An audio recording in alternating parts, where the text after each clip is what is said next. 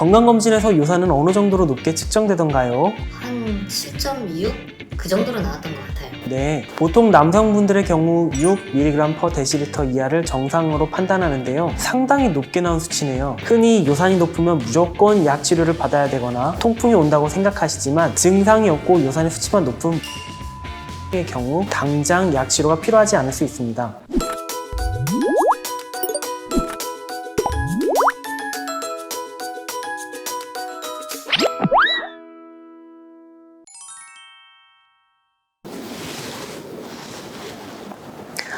안녕하세요. 평촌 서울나우병원에서 류마티스 질환을 담당하고 있는 강성훈 원장입니다. 오늘은 요산 수치 증가로 걱정이 많으신 이 땡땡님의 이야기를 들어볼 텐데요. 통풍을 일으킬 수 있는 요산 수치 자세히 알아보도록 하겠습니다. 안녕하세요, 이 땡땡님. 안녕하세요. 31살 이땡땡입니다. 이번에 건강검진에서 요산이 높게 나와서 상담받으러 갑니다.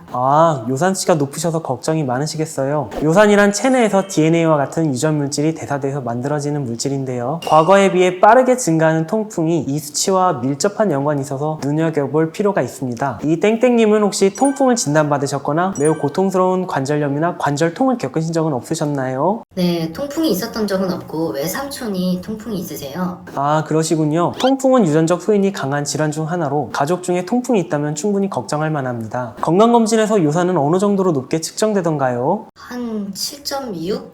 그 정도로 나왔던 것 같아요. 네, 보통 남성분들의 경우 6mg/dL 이하를 정상으로 판단하는데요. 상당히 높게 나온 수치네요. 혹시 요로결석이나 신장에 문제가 있었던 적은 없나요? 네, 그런 적은 없습니다. 이 요산 수치가 높은 경우에는 통풍뿐만 아니라 요로결석이 생기거나 신장결석이 생길 위험이 높아서 해당 부문을 여쭤봤고요. 해당 증상들이 없다니 다행이네요. 그럼 혹시 건강검진에서 다른 이상은 없었나요? 초음파에서 지방간이 약간 있다고 하고 콜레스테롤이 경계 수준이라고 하더라고요. 예, 알겠습니다. 이 땡땡님의 경우 요산의 수치는 높지만 아직 통풍 증상이 나타나지 않은 무증상 고요산 혈증을 겪고 계신 것 같은데요. 흔히 요산이 높으면 무조건 약 치료를 받아야 되거나 통풍이 온다고 생각하시지만 증상이 없고 요산의 수치만 높은 무증상 고요산 혈증의 경우 당장 약 치료가 필요하지 않을 수 있습니다. 그러나 이 땡땡님처럼 요산 수치뿐만 아니라 지방간, 고지혈증이 있는 경우에는 대사증후군일 가능성이 매우 높기 때문에 생활습관을 개선하시는 것이 중요하겠습니다.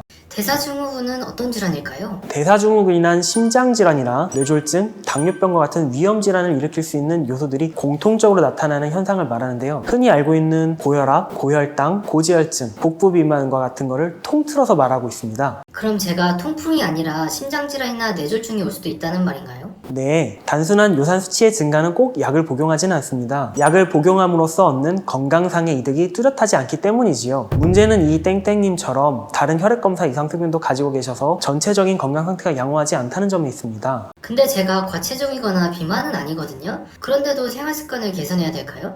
혹시 체중이 많이 나가지 않는다고 하셨는데 술을 즐겨 드시진 않나요? 네. 저희 회사가 야근이 좀 잦은 편이라 집에 오면 10시 정도가 돼서 야식 먹으면서 맥주나 소주 마시는 게 제 낙이거든요.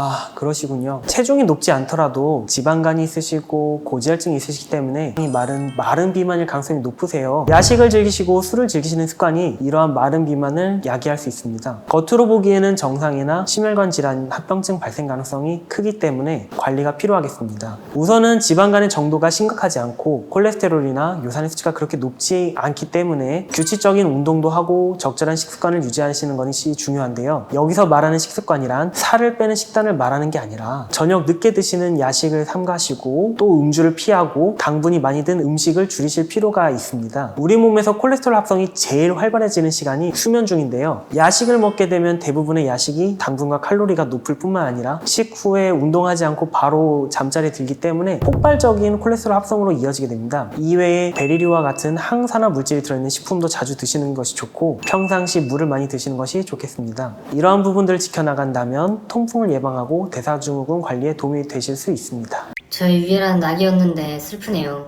그래도 통풍만 걱정했는데 심장질환이나 뇌졸중까지 올 수 있다니 열심히 고쳐봐야겠습니다. 술과 야식을 줄이고 당분 함량이 적은 음식을 먹어야겠네요. 네, 그렇게 하시면 도움이 될 겁니다. 아직 심각하지 않으시기 때문에 조금만 노력하시면 다른 약 복용 없이 개선되실 수 있을 것 같아요. 이런 부분이 생활습관 개선으로도 수치가 좋아지지 않는다면 전문가와 상담을 통해 부족한 부분을 확인할 필요가 있습니다. 우선은 그런 일이 생기지 않도록 꼭 야식 줄이시고요. 술 줄이시고 규칙적인 식사와 운동하세요. 네, 알겠습니다. 알려주는 내용들 잘 실천하겠습니다. 감사합니다. 별 말씀을요. 감사합니다. 오늘은 요산 수치에 대해서 알아봤는데요. 많은 분들이 건강검진을 받으시면서 높은 요산 수치에 대해 걱정하시곤 합니다. 사실 요산 수치가 높은데 통풍이 발생되는 경우는 10명 중 1.5명 정도로 그 수치는 높지 않은데요. 때문에 다른 검사 수치와 달리 무조건적으로 약 복용이나 치료를 필요로 하진 않습니다. 간단한 혈액 검사로 해당 위험을 측정할 수 있기 때문에 여러분들도 정기적인 검진을 받아보시는 것이 좋습니다. 이 영상이 도움이 되셨다면 구독과 좋아요, 알림 설정까지 부탁드릴게요. 감사합니다.